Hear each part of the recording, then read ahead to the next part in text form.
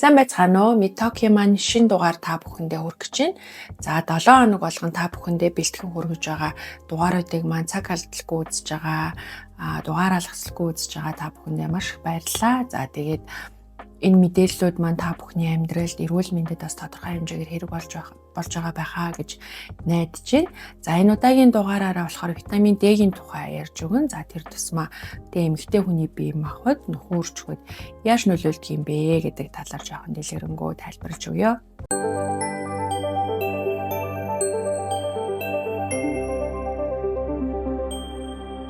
За ер нь витамин D-ийн талаар сонсоогүй хүн бол байхгүй бах. За одоо бүхэл юмд ашиг тустай болсон шүү дээ витамин D чи. Эхлээл бол зөвхөн одоо ясны хөгжил тэрэнд хэрэгтэй одоо юу гэдгийг дөнгөж төрсөн хүүхдэд рахитин төр үүсгээ сэргийлдэгэ гэж үздэг байсан бол одоо ингээ витамин D-ийн судалгаанууд бол маш эрчимтэй хийгдэж байгаа.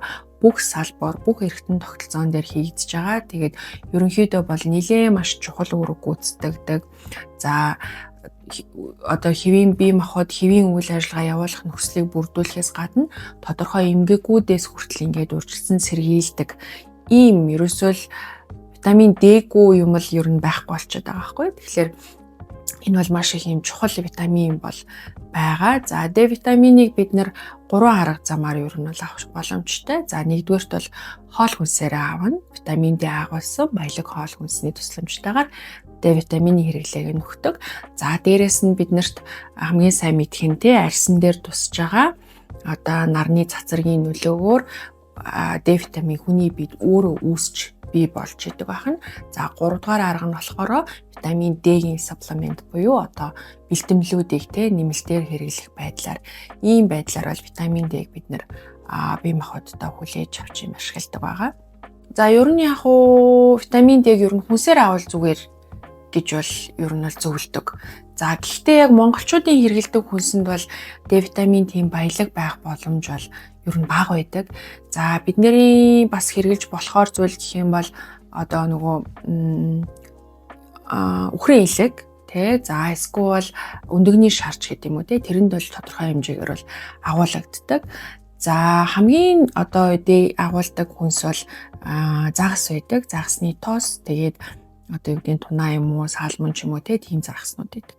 За гэхдээ энэ загаснууд чинь бас жишээлбэл салмонд бол одоо D витамин бол их өндөр агуулгаддаг. Яргаа загас шүү дээ яргаа загас. Тунаанд болохоор арай бага хэмжээтэй ингээд агуулгаддаг байх жишээ За одоо Америк юм уу эсвэл Европын орнууд бол хүнсээр D витамин авахыг бол нэлээд сайн дэмжиж өгдөг. Тухайлх юм бол одоо өдөр тутмын хэрэглээний сүүгийг ингээд D витаминаар баяжуулсан байх жишээ Тэгэх юм бол ингээд зүгээр ингийн сүүг ууж явах явцдаа D витаминыхаа хэрэглээг юм нөхөх боломжтой байдаг. Ийм байдаг. За Монголын хувьд бол ер нь бол хэцүү. Яг тэрийг бол бүрэн хоол хүнсээрээ нөхөн гэдэг бол бас тийм байх удлаал ер нь бол болж таарах гэдэг гэсэн үг. За дараагийнх нь юм болохоор нарны цэцрэг өөрөөр хэлэх юм бол ultraviolet B гэдэг туяаны тусламжтайгаар ингээд арьсан дээр тусаад бол үүсдэг гэж үздэг. За гэхдээ тэхийн тулд хөл одоо гар нь ингээ ил гарцсан одоо нүүр интернил гарцсан ямар нэгэн нарны тос түрхээгүй ямар нэг юмар халахлаагүй за тэгээд тодорхой хугацаагаар гадаа бэжж яг хэрэгцээтэй тухайн өдрийнхөө хэрэгцээтэй D витаминыг нийлүүлж байгаа гэсэн.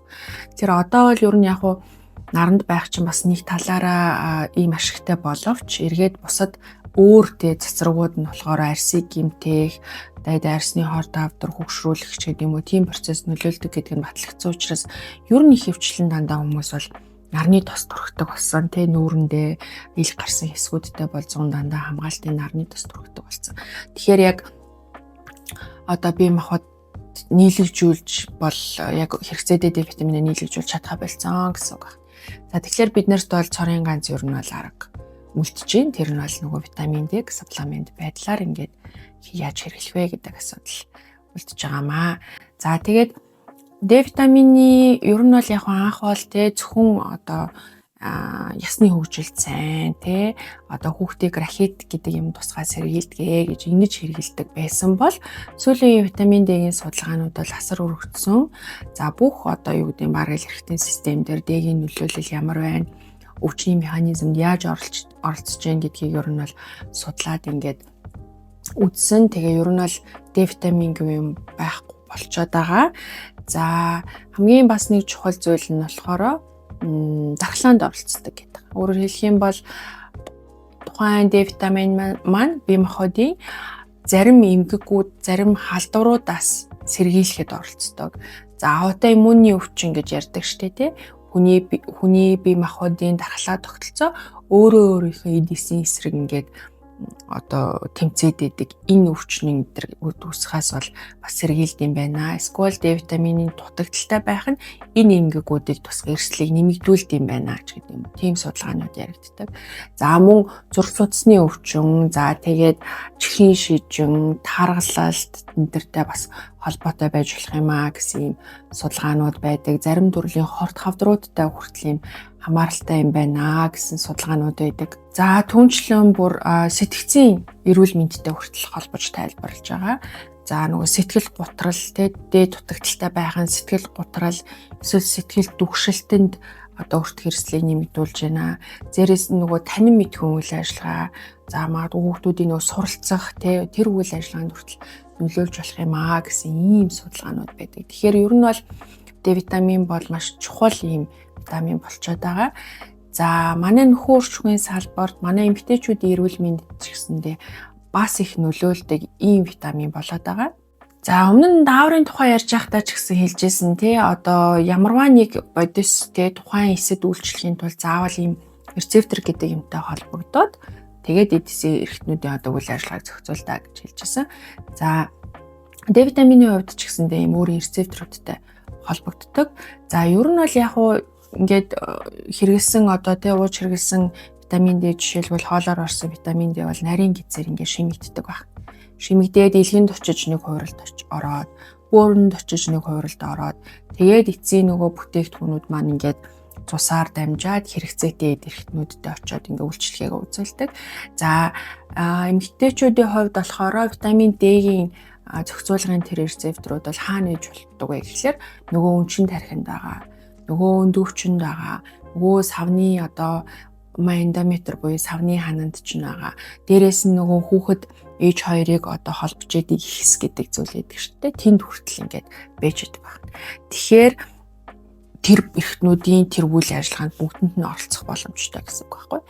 Тэгээд одоо витамин D-ийн дутагдaltaй үед жишээлбэл биений эмх алдагддаг гэж байгаа. Өөрөөр хэлэх юм бол нөгөө өнчин тайраг өндөвчний тэр дааврын зохицуулахад нь оролцож эхэлдэг. Тийм учраас биений эмийн мөчлөг бол алдагдах магадлал бол их өндөр байдаг гэж байгаа юм. За дээрээс нь D витамин маань нөгөө дотоод шүүрлийн инсулин гэдэг дааврын зохицуулганд бас оролцдог. За түүнтэй холбоотойгоор бас тэр дааврын зохицуулга энэ төр алдагдсанаас болоод бас эмэгтэй хүний биений эм хямардаг байхгүй. Тэгэхээр тийм байдлаар дан байдлаар бас ингэж биений эмийг хямруулах ийм нөлөөтэй байдаа гэж үздэг байна.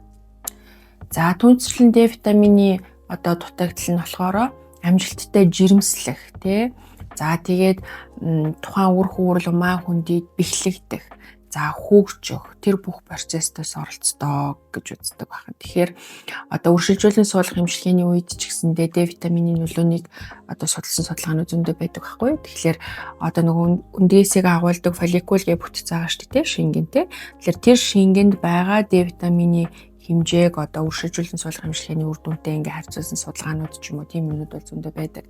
За энүүгээр бол ер нь D витамины дутагдaltaй байх нь үршилжүүлэн суулгах эмчилгээ одоо үр дүн бага байх магадлалыг одоо нэмэгдүүлдэг гэсэн. Хоорондоо шууд одоо хамааралтай гэсэн үг шүү дээ. Хэрвээ D витамин дутмагшилтай бол IVF-ийн үр дүн ч гэсэн бага байна. D витамин хангалттай хэмжээндээ бол IVF-ийн үр дүн бас хангалттай байх юм боломжтой гэсэн ийм судалгаанууд хүртэл байдаг.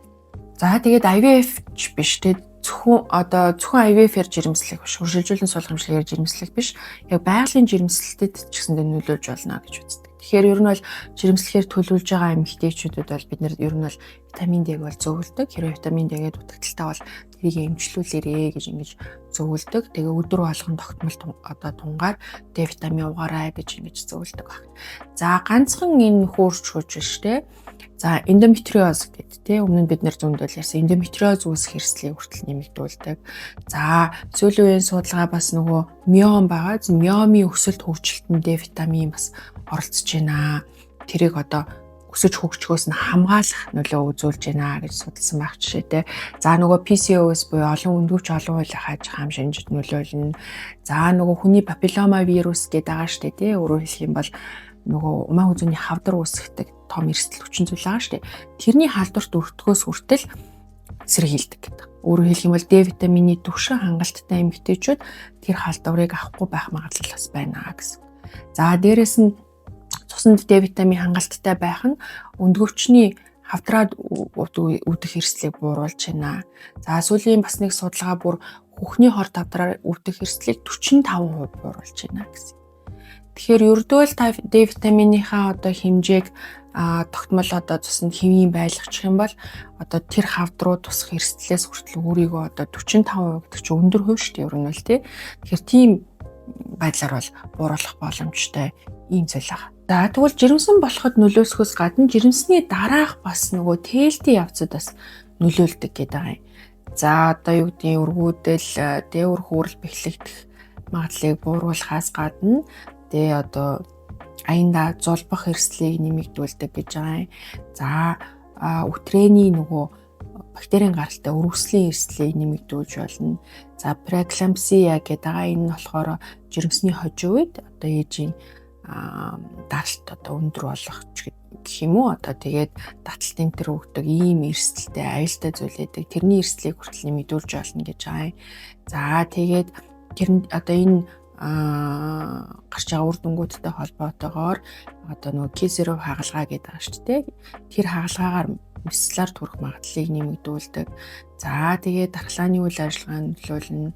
За мэдээж хүүхдийн эрүүл мэндэд бас нөлөөлдөг. Хүүхдийн одоо өсөлт удаашрах, өсөлт баригдах хам шинж гэдэг. Өөрөөр хэлбэл хөвлийн дотроо хугацаанд өсч чадахгүй байх хугацаанд одоо тийм хэмжээтэй байх ёстой гэт байтал тэр хэмжээнд хүрч чадахгүй байхад хүртэл нөлөөлж болно. За тэгээд одоо нөгөө ихсийн тутмагшил гэдэг юмд хүргэж болно. За тэгээд жирэмсний үеийн чихрийн шижин үүсгэж болно гэдэг юм уу. Тэгээ өөр бусад одоо ирээдүйд бас хүүхдийн эрүүл мэндэд нөлөөлөх эрсдэлтэй. За нөгөө рахит гэдэг юм уу эсвэл одоо хүүхдийн ясны хөгжилд хүртэл нөлөөлж болно гэсэн. Ерөнхийд нь одоо батсан ийм үзүүлэлтүүд байна. За гэхдээ энэ бол бас яг 100% бол бас батлагдаагүй л байгаа. Ер нь бол судалгааны түвшинд бол маш их юмнууд хийгдэж байгаа. Тэгээд зарим судалгаа бол хамааралтай байна. Зарим судалгаа бол за бас нэг тийм хүчтэй хамаарал байхгүй байна ч гэдэг юм уу ийм юмнууд бол гаргаад байгаа. Гэхдээ л одоо энэ бүх дурдсан эрсдлүүдэд бол витамин D-ийн дутагдaltaй байх нь бол нөлөөлж байна гэсэн ийм юм яригдчихэж байгаа. Тэгэхээр ер нь бүсгүйчүүд эмэгтэйчүүд маань ер нь л витамин D-ийн хэмжээг үзүүлээд би өөрөө дутагдaltaй юм уугүй юм уу гэдгийг мэдээд хэрвээ дутагдaltaй бол тэрийгэ засныхаа дараа тогтмол өдөр болгон тодорхой тунгаар уугаад ингээд явах хэрэгтэй. Тэгээ ер нь бол витамин D-ийн шинжилгээг бүгдээрээ мэдэх ба цуснаас шинжилждэг. За бидний хоолоороо идж байгаа, нэмэлтээр ууж байгаа. За тэгээд дээрэс нь одоо юу гэдгийг арьсан дээр нийлэгдэж байгаа бүх витамин D-г бол ерөнхийд нь нийлүүлээд ингээд гаргаад ирдэг. За тэгээд эхлээд одоо хэдүүлээ витамин D-г өгчлөө гэж бодъё. За окей, асуудалгүй юм байна гэх юм бол та үргэлжлүүлээд D витаминаар баялаг хүнсээ идээд ингээд явчих. За харин дутагдaltaй байна гэх юм бол хоёлаа хэдүүлээ эхлээд тэрийг хэвийн хэмжээнд хүртэл нь жоохон өндөр тунгаар ингээд уугаад явах хэвээр. Угаад юм уу одоо зарим эмчнэр бас тарихыг зөвлөдөг штеп. За тэгээд хэрэглэн. За ингээд хэвийн хэмжээтэй болчлоо гэж бодъё. За тэгэл хэрвээ хоёлаа хэдүүлээ окей хэвийн болцсон юм чингээ орхичвол тэгэл дахиад буурч.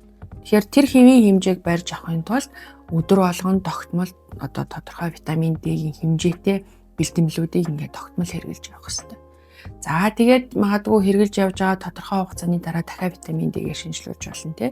Миний одоо барих тун тохирч гин үгүй юу гэдгийг шинжилүүлж болно. За тэр үедээ бол заавал витамин D-г ууж хэрглэж явах үедээ өгнө гэсэн үг. Өөрөөр хэлбэл тунчин таарад байгаа мó, нэмэх шаардлагатай байгаа мó, илүү баяжуулсан хүмүүс хэрэглэх шаардлагатай байгаа мó гэдгийг чинь тэр хэмжээ хэлж өгнө гэсэн үг байхгүй. Тэгээ зарим хүмүүс одоо жишээлбэл байнгын ийм уудаг хүмүүс байлаа гэж бодъё л доо. Одоо ямар нэг юмыг тодорхой хэмжээнд байлгахын тулд. Тэгээд тэд нар яадаг вэ гэхээр тэрийг ингээд шалгах гээд ингээд шинжилгээ авах гэхээр тэрийг ингээд зогсоочдөг. Тэгэхээр уул нь бол бидний санаа тэр тун танд болж гинөө гэдгийг үзэх гээд байгаа байхгүй юу. Тэрнээс биш тэр тунгаа уухгүй болохоор ямар болж гин гэдгийг сонирхоог гэсэн. Тэгэхээр хэрвээ одоо жишээлбэл ямар нэгэн одоо бэлтгэлийг угаа тэрний үр дүнг үзэх тогтмол одоо 2 дахь 3 дахь шинжилгээнд орох гэж байгаа бол заавал эмчээс асуух хэрэгтэй. Тэгээ би эмээ ууцсан байх юм уу, уугаагүй байх юм уу, зөксөөцсөн байх юм уу, зөксөөгүй байх юм уу ч гэх юм уу те. Тэрийг асууж иж заавал шинжилгээнд өгч явах хэрэгтэй. За витамин D-гийн хувьд ч гэсэндээ хэрвээ та барих тунгаар тодорхой хэмжээнд уугаад ингээд тодорхой хугацааг өнгөрүүлсэн бол ер нь хэв болж байгаа бол гэдгийг мэдхийн тулд одоо D-гээ ууцсан зөксөөгөөгүй байхдаа тэр шинжилгээнүүд өгөх шаардлагатай гэсэн. Витамин D-гийн дутагдлын эмчилгээний асуудал бол бас яг ийм бүрэн тогтоог байгаа. Өөрөөр хэлэх юм бол одоо улс орнуудын онцлог, хоолтын онцлог, нас, хүйс, жирэмсэн юм уу, хүүхэд юм уу те тэрнээсээ хамаарат эмчилгээний одоо удирдамжууд бол янз янзаар гарсан байдаг. За тэгээд тодорхой одоо удирдамжийн дагуу бол ямар удирдамжийн дагуу ямар эмчилгээ хийх бол эмч нарын шийдээд ингээд зөвлөд явна гэсэн үг. За ямар витамин D уувал цохилтой вэ гэдэг асуулт гарч ирээд идэг. Тэгээд яг зарим нь бол тосон D сайн ч гэдэг юм уу те гэдэг. Эсвэл зарим нь бол зүгээр таблеткийн D ч гэсэн зүгээр гэдэг. Тэгээд аль нь ч болно ер нь бол. Яг тосон D гэдээ яагаад тэгээд идэв гэхээр витамин D ч өөрөө тосон дуустдаг витамин байхгүй. Тэгэхээр жишээлбэл ингээд хэрэглэлээ гэхэд нөгөө тосондоо уусаад тэгж агаад нарийн гизээрээ шимэгддэг гэсэн үг. Тэгэхээр магадгүй одоо өөх тосны хэрэглээ энэ төр маш багатай, эсвэл гиз хотоодны одоо асуудалтай ч юм уу тийм тохиолдолд бол жишээлбэл тосон D илүү одоо шимэгдэх магадлалыг нэмэгдүүлнэ ч гэдэг юм уу. Дээрэс нь настай хүмүүс дээр бас байдаг. Настай хүмүүсийн угаасаа D-г одоо нэг хүлээж авах шимэгдүүлэх үйл ажиллагаа бас багассан байдаг шүү дээ. Тэр үед бол тосон D-нд үгээрч гэдэг юм уу. Эсвэл одоо жин ихтэй хүмүүст бас витамин D-г шингээхэлт бол бас багассан байдаг. Тэр тохиолдолд тунг бол яаж тохируулах вэ гэдэг юм те. Тэгэхээр иймэрхүү юм зүйлсүүд байдаг. Тэгээд ер нь бол витамин D-гийн аль ч хэлбэр бол байж болно. Заавал аль нэг хэлбэрийг сайн гэж сонгох шаардлагагүй.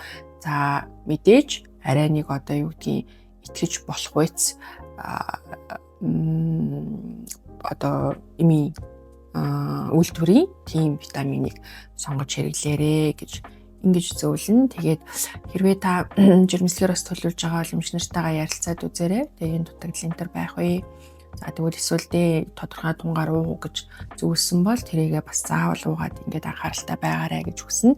За энэ маань хоёулын жирэмслэх үйл ажиллагааны нөлөөлөхөөс гадна хүүхдийн ирээдүйн нөгөө өсөлт хөгжүүлэлт за бүр сүлдээ тэр хүүхдийн нөгөө астм үүсэх эрсдэлт хүртэл нөлөөлдөг гэдэг байхгүй. Тэгэхээр тиймэрхүү юмнуудыг бас анхаараарай гэж зөвлөмөрөө. За тэгээд өнөөдрийн дугаар маань ингээд өндөрлж байна. Нэрээ Facebook хаяг руу маань бол битгий юм бичээрэй. Харин Instagram байгаа. Тэнэрлүү бичээрэй. Тэгэх юм бол юм чинь илүү хурдан тэрийг хараад ингээд хариу өгөх боломжтой байдаг шүү. За тэгээд видеогоо шеэрлээд хүмүүст хүргээрэй гэж хүсмээрэн. Ингээд дараагийн дугаар хүртэл баяртай.